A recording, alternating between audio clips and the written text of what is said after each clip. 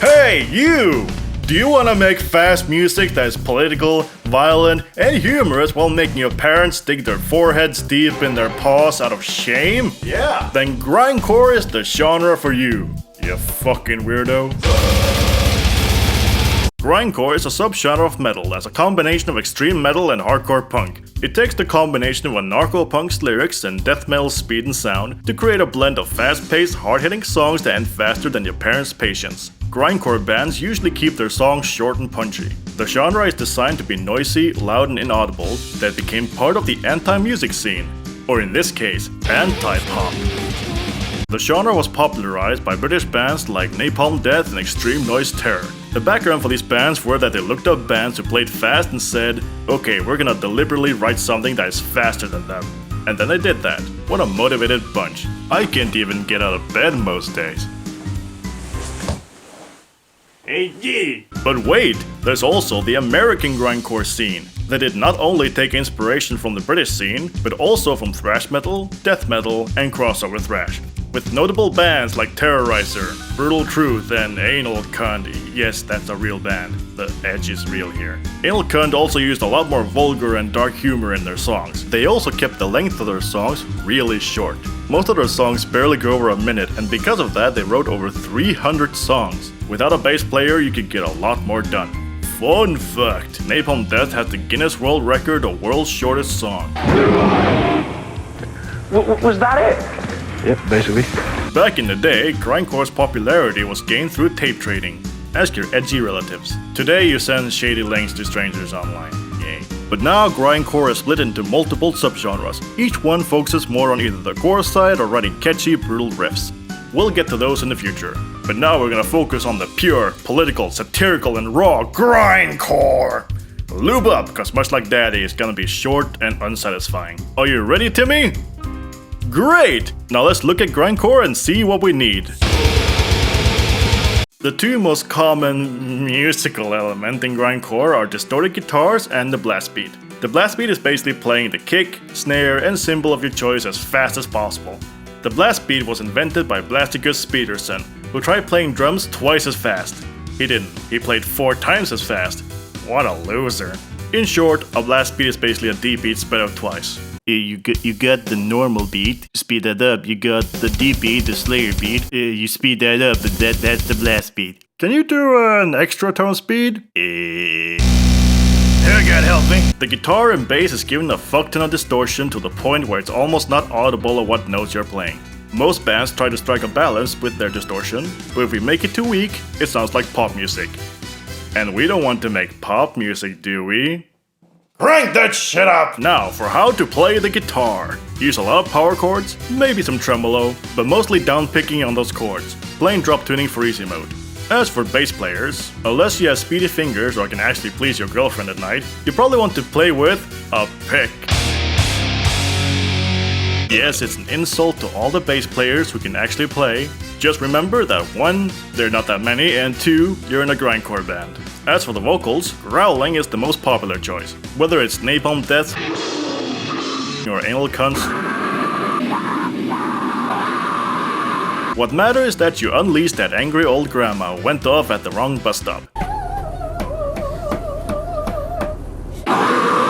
But the most important part of the vocals is to make sure no one knows what you're saying. So just make some shit up on the spot and throw in your edgy poetry in the songbook. No one reads it anyway. Song structure. Now this is the most complex part. Start slow, then play fast. The end. Alternatively, start fast. The end. You want to be like a bass player in bed. Finish way too early and fall asleep. Many bass players have fucked me over and I've never been left satisfied.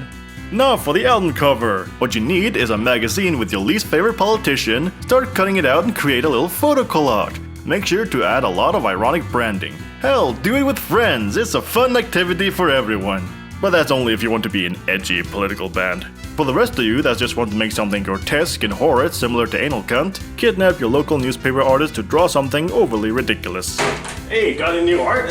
Yeah, I got this. Can I have food now? Perfect. Or just go for some more generic core stuff. Whatever sells the most offensive t-shirts. Band names, that's the easy part. Just think of something war-related or offensive and call it a day. So what name have you chosen? Anal grenade. You sure? Anal grenade! Are you sure you don't want anything more? Look, I already paid for this, I might as well keep it. Wait, you paid for this? Yes. Alrighty then. Anyway. Now for the lyrics. First you must choose a topic. You might think you're limited since the songs are gonna be short, but if you open your mind, you'll see there's plenty of topics to choose from. Here are some examples and ideas. Political, gore, murder, pollution, taxes. Then you just take random keywords from each topic and write a song around it. So now that we got some topics, let's start writing the lyrics. Remember to keep it political, gory, and maybe add some dark humor if you can.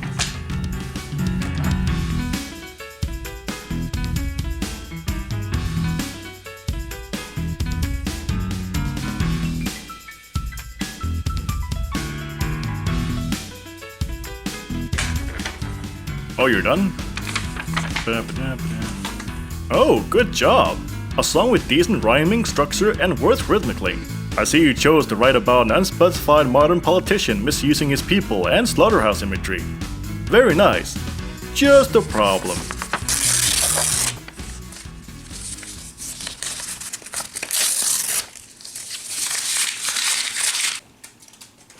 We're making grindcore. We need to write the lyrics like we're talking to a child on cocaine, so simplify it.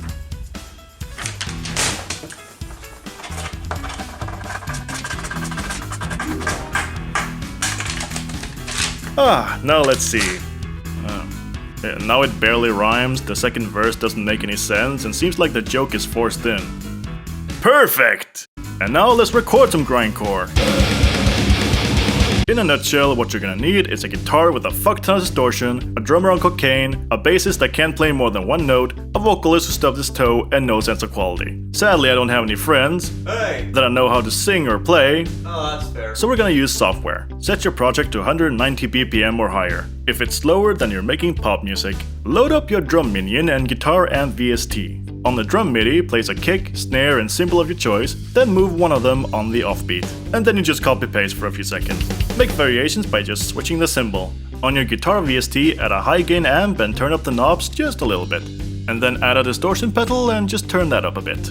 Don't add a gate pedal. You want that authentic feedback noise before the song starts. Add bass. If you want to be disappointed. And don't forget the political sample. If Ivanka were my daughter, perhaps I'd be dating her. You know? Copyright, copyright. If you're too shy to ask someone for vocals, like me, hire someone from Fiverr. Then add Easy Mix for low effort. Now give the song a name, render, and congratulations, you now have your first song. Now just do that 50 times more and you got an album. Now mass produce music about how much you hate mass production. What? Let's have a listen! If Ivanka were my daughter, perhaps I'd be dating her. You know?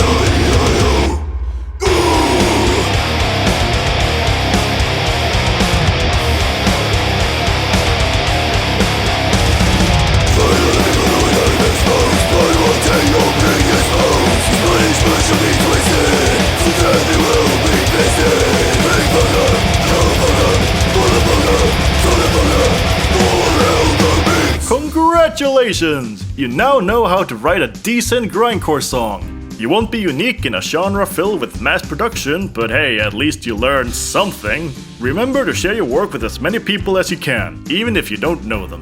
Here's my mixtape. Dude, that's not even tape. And that's how you make grindcore. This episode's probably longer than your favorite album. The end.